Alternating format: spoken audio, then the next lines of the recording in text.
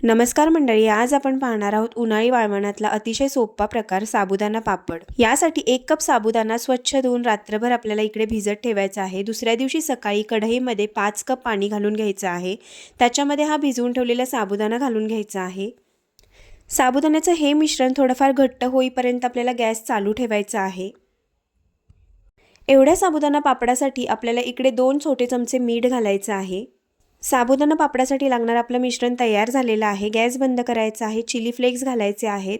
मिश्रण कोमट होऊ द्यायचं आहे। कोमट झाल्यानंतर आपल्याला याचे लगेच पापड घालून घ्यायचे आहेत। 1 कप साबुदाण्याचे साधारण 50 पापड तयार होतात।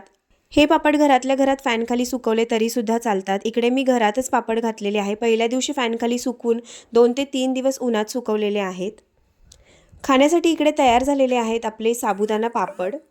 अशा छान छान रेसिपीजसाठी सबस्क्राईब आणि फॉलो करायला विसरू नका। Bye bye.